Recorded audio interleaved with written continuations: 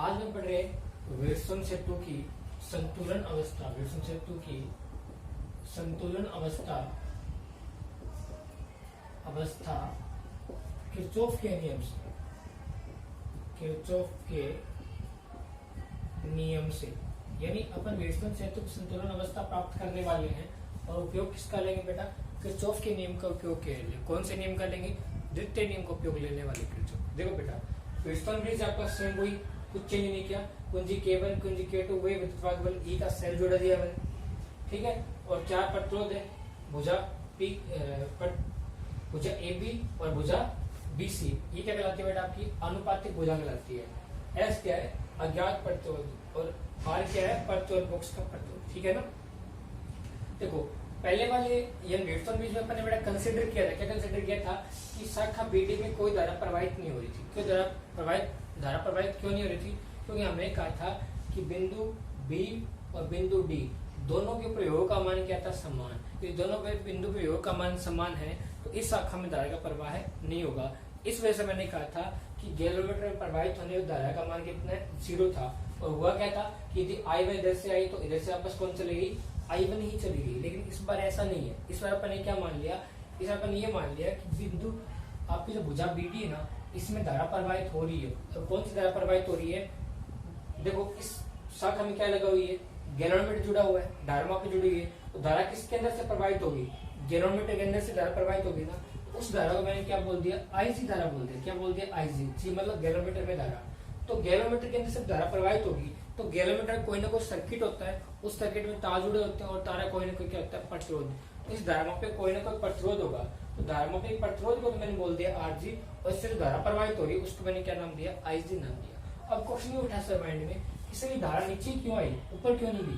देखो अपन जानते हैं कि धारा हमेशा उच्च विभव से निम्न विभव की ओर क्या होती है? प्रवाहित होती है। विभव हमेशा उच्च विभव से निम्न विभव की, धारा भी हमेशा उच्च विभव से निम्न विभव की ओर धारा प्रवाहित होती है। तो मैंने कहा कि इसके अंदर मैंने कंसिडर कर लिया क्या कि VB is larger than BD, यानी बिंदु B पर विभव का मान ज्यादा है बिंदु D पर विभव के मान। आप उल्टा भी कर सकते हो, चाहो तो आप ये मान सकते हो कि sir BD larger than BB, तो क्या होगा? ये धारा ऊपर प्रवाहित होगी, कोई फर्क नहीं पड़ेगा, रिजल्ट सेम मिलेगा आपको, कोई भी चेंज नहीं आएगा। आप लेके देख सकते हो, ठीक है, कोई चेंज नहीं आने वाला, ठीक है। होगा क्या बेटा? यदि बिंदु B पे विभव का मान ज्यादा है और बिंदु D पे विभव का मान कम है, इसका मतलब बिंदु B क्या हो गया? उच्च विभव हो गया, और बिंदु D क्या हो गया? निम्न विभव हो गया। और धारा हमेशा किधर जाती है? उच्च से निम्न की ओर आती है। तो उच्च बिंदु B, निम्न बिंदु D, धारा किधर से आएगी? उच्च से निम्न की ओर आएगी। इसका मतलब किधर से आएगी? B से D की ओर धारा का प्रवाह है होगा। तो B से D की ओर आई धारा किधर आएगी? नीचे की ओर आएगी। अब देखो ध्यान से, इधर से धारा निकली I, संधि बिंदु A पे धारा के दो बार में विभाजित हो गई। I1 धारा चली गई ऊपर की ओर और I2 धारा चली गई नीचे की ओर। और जैसे ही I1 धारा बिंदु B पर पहुंची, बिंदु B वापस इसके लिए क्या बन गया? संधि बिंदु बन गया। क्यों बन गया? क्योंकि इस बार इस शाखा में धारा प्रवाहित हो रही है और इस शाखा में क्या हो रही है? धारा प्रवाहित हो रही है। मैंने मान लिया कि इस शाखा में धारा प्रवाहित कितनी हो रही है? IC हो रही है। वो कौन सी धारा थी? वो गैलोमीटर की धारा थी, ठीक है बेटा। और आपकी भुजा BC है, इसमें धारा का प्रवाह कितना हो रहा है? इसमें धारा प्रवाहित हो रही है I3। देखो I1 ही हो गया, I2 ही हो गया, तो कौन सी होगी? I3 होगी। I3 क्या बेटा? देखो I1 I और IC इधर चली गई, तो I1 में से कितनी धारा माइनस हो जाएगी? IC माइनस हो जाएगी ना। तो I3 का मान क्या होगा? I1 में से माइनस क्या कर दो? IC वाले, यानी इस शाखा में प्रवाहित धारा में से इस वाले शाखा में प्रवाहित धारा का मान क्या कर दो? आप घटा दो, तो बाकी बची धारा कितनी आ जाएगी? I1 minus IC। लेकिन इसका मान होगा I3 का मान होगा, ठीक है बेटा। आगे देखो, ऊपर से धारा नहीं ID, ये क्या है? संधि बिंदु हो गया। तो संधि बिंदु देखो, आने वाली धारा उससे दूर जो जाने वाली धारा योग की क्या होती है? बराबर हो रही है। धारा आ कौन ऊपर से तो आ रही है? IC, इधर से आ रही है I2, और इसमें धारा कौन सी प्रवाहित हो रही है? इस शाखा में। इसमें यदि I3 हो रही है तो इसमें कौन सी प्रवाहित होगी? I4 धारा प्रवाहित होगी। तो I4 का मान कितना होगा? देखो I4 का मान क्या होगा? आने वाली धारा का योग होगा जाने वाली धारा के योग के बराबर। तो जा कौन चले? I4, तो I4 का मान क्या होगा? I2 का और IC का योग कर दो, इसके बराबर ही होगा ना। I2 और IC का योग कर दो, प्रवाहित हो जाएगी, इधर चली जाएगी I4। देखो ऊपर से तो क्या आ रही है बेटा? I1 माइनस IC, और नीचे से इधर से क्या आ रही है? I2 plus IC, minus plus minus, तो क्या बच गई? I1 प्लस में I2। और ये तो वेट थी I1 प्लस I2, ये आ गई I1 प्लस I2। इसका मतलब आवेश का मान क्या आपका सुरक्षित है, आवेश के मान में कोई चेंजेस नहीं आ रहा। ठीक है बेटा, ये ध्यान रखना। धारामापी का प्रतिरोध RG है और धारामापी प्रवाही धारा का मान कितना है IC है। I3 क्या है, I1 में से IG माइनस कर दो और I4 क्या है, I2 प्लस में IC कर दो। ठीक है, अगर मान लिया कि बिंदु B पर विभव का मान ज्यादा है बिंदु D पर विभव का मान, इसका मतलब क्या होगा, बिंदु VB is larger than BD, इसका मतलब धारा जो है बिंदु B से बिंदु D की ओर क्या होगी, प्रवाहित होगी। ठीक है, अब अपन किरचॉफ के नियम से संतुलन व्यवस्था प्राप्त करने वाले हैं। तो इसमें एक कोई भी एक लूप ले लो, जो मर्जी आए वो एक लूप ले लो आप। मैंने एक लूप लिया बेटा, कौन सा लूप लिया, मैंने लिया लूप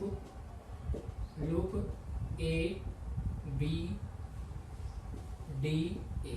इस लूप से अपन क्या मान निकालेंगे, लूप क्या है A B D A। इस बार A से B के पास जाएंगे, B से D के पास जाएंगे और D से वापस किसके पास आएंगे, E के पास आएंगे। चलो A से गए B के पास, तो A से B के पास जाएंगे, धारा कितनी है I1, प्रतिरोध कितना है P।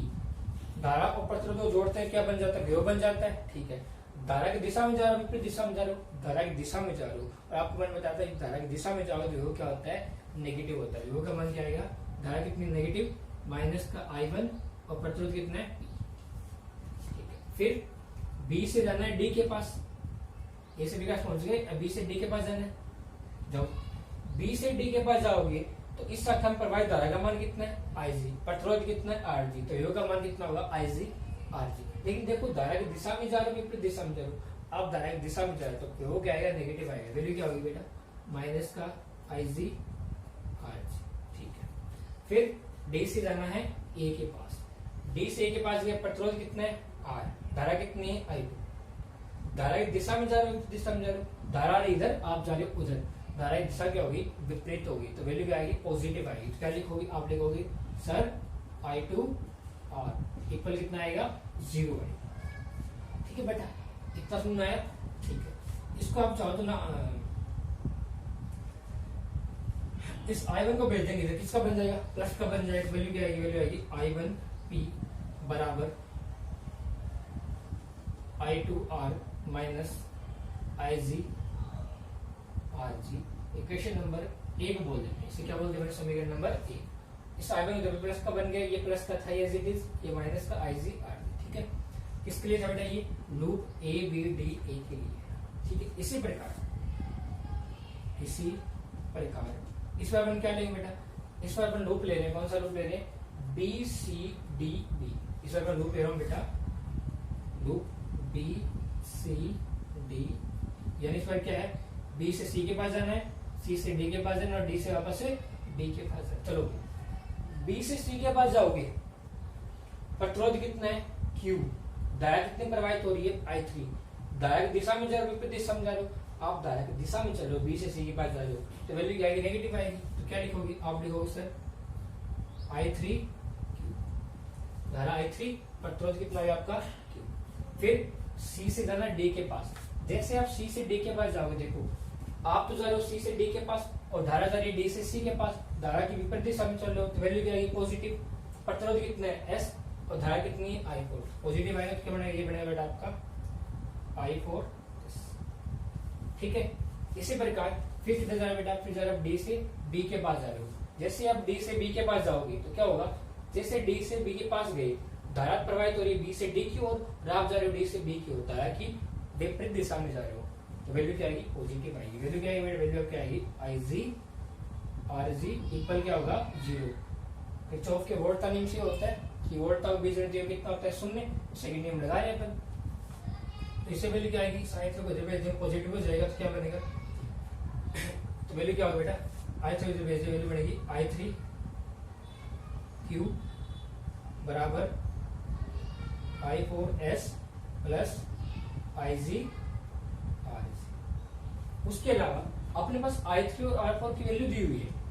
I3 की वैल्यू ये बेटा I1 माइनस IC और I4 की वैल्यू I2 प्लस IG मान रख दो आप, तो वैल्यू क्या बनेगी, वैल्यू बनेगी I1 minus IG into Q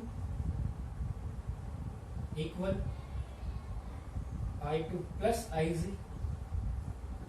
into S plus IG RG equal to दिला दिया। समीकरण नंबर कितने बोल दिया इसको बेटा, मैंने समीकरण नंबर 2 कह दिया। ठीक है ना। I3 का मान I1 माइनस IG और I4 का मान I2 प्लस IG और IG RG IG। अपन जानते हैं जब संतुलन की अवस्था ज्ञात कर रहे हैं कि संतुलन की अवस्था में अपन जानते हैं कि इस शाखा में कोई धारा प्रवाहित नहीं होगी। अपन जानते हैं कि संतुलन की अवस्था में शाखा मीडियम धारा का मान कितना होगा 0। तो मैं लिख देंगे संतुलन की अवस्था में अपन जानते हैं IG इक्वल कितना हो जाएगा 0। गेलांट प्रवाहित धारा का मान कितना हो जाएगा 0 हो जाएगा। कब? संतुलन की अवस्था में। तो संतुलन की अवस्था ज्ञात कर रहे हैं 0। तो अपन क्या करेंगे बेटा, अपन समीकरण 1 और समीकरण 2 इन दोनों में जहां भी अपने को IG दिखे उसका मान कितना कर दो आप 0 कर दो। तो पहले समीकरण 1 में IG का मान क्या रखते हैं 0 रखते हैं। तो समीकरण 1 में IG का यहाँ भी IG का नहीं है तो I1P का I1 बराबर I2R का I2R माइनस IC का मान कितना हो गया 0। तो पूरा पद ही कितना हो गया बेटा, ये पूरा पद ही कितना हो गया आपका 0 हो गया। ठीक है, तो वैल्यू क्या वैल्यू होगी I1P बराबर I2R। इक्वेशन नंबर कितनी आ गई बेटा, इक्वेशन नंबर बनेगी 2 गई ना, इसको बोलते समीकरण नंबर 3। समीकरण 1 में IG का मान रखा तो समीकरण 1 का भी क्या बन गई I1P बराबर I2R। इसी प्रकार अपन क्या करेंगे समीकरण नंबर 2 में IG का मान कितना रखने वाले हैं 0 पुट करने वाले हैं। वैल्यू क्या बनेगी बेटा, देखो I1 समीकरण 2 ये देखो I1 का I1 माइनस IG का मान कितना हो गया 0 गुणा Q बराबर I2 का I2 प्लस IG का मान कितना हो गया 0। I2 का I2 IG का मान कितना हो गया 0 गुणा में क्या गया S प्लस ये पद भी कितना हो गया 0। तो IG का मान जैसे 0 करें पूरी टर्म कितनी हो जाएगी आपकी 0। तो वैल्यू क्या बची, वैल्यू बची बेटा आपके पास I1Q बराबर I2S। इक्वेशन नंबर कितनी आ गई बेटा प्लस 3 नंबर इक्वेशन आ गई I1P इंटू बराबर I2R और समीकरण 4 क्या आ गई I1Q बराबर I2S इक्वल समीकरण नंबर 4। अब क्या करेंगे बेटा, सीधी सी बात आप क्या करने वाले हो, समीकरण 4 भाग दोगे समीकरण 3 में भाग देना समीकरण 4 का। जैसे समीकरण 3 में 4 का भाग दोगे तो वैल्यू क्या बनेगी बेटा, तो वैल्यू बनेगी आपकी समीकरण 3 तो ये I1P बराबर I2। समीकरण 4 कितनी दी हुई, क्या दी हुई I1Q भाग I2S। I2 से I2 कैंसिल आउट, I1 से I1 वैल्यू क्या बने, वैल्यू बने P अपॉन Q बराबर R अपॉन में। ये कौन सी अवस्था आ गई बेटा आपकी, संतुलन की अवस्था आ गई। और ये अपने क्या करनी चाहिए, ज्ञात करना संतुलन की अवस्था। ये किससे ज्ञात किया बेटा आपकी, ये अपने ज्ञात की है किरचॉफ के नियम से। आपको S का मान निकालो तो क्या निकालोगे, S बराबर क्या बनेगा R गुणा Q अपॉन में P। ये किसका मान आया बेटा, ये मान आपका आ गया अज्ञात प्रत्योदश का मान आएगा। ठीक है, ये आपको ज्ञात करना था। देख लो बेटा वापस देख लो, अपन ने क्या किया था, किरचॉफ का द्वितीय नियम वोल्टा नियम यूज किया था। धारा प्रवाहित हो रही इधर I3, इधर धारा प्रवाहित हो रही है I4।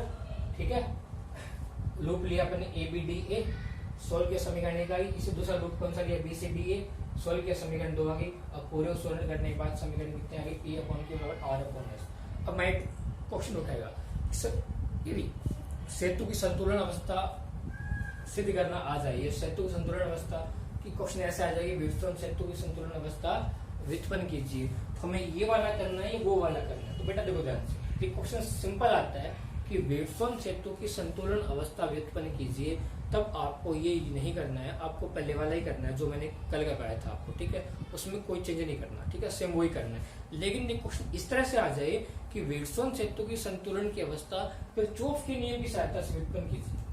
क्वेश्चन क्या आ जाए कि व्हीटस्टोन सेतु की संतुलन अवस्था किरचॉफ के नाम लिखा हुआ मिलेगा, किरचॉफ के नियम की सहायता से व्युत्पन्न कीजिए, तभी आपको ये वाला क्वेश्चन करना है। यदि वो नहीं बोले तो आपको वो वाला करना है जो मैंने आपको कल करवाया था, बाकी कोई चेंज नहीं करना है। ठीक है बेटा, आई होप ये आपको समझ में आ गया। इसके ऊपर सिंपल से न्यूमेरिकल है अपने बुक्स में दिए हुए हैं एग्जाम्पल, वो आप खुद करोगे।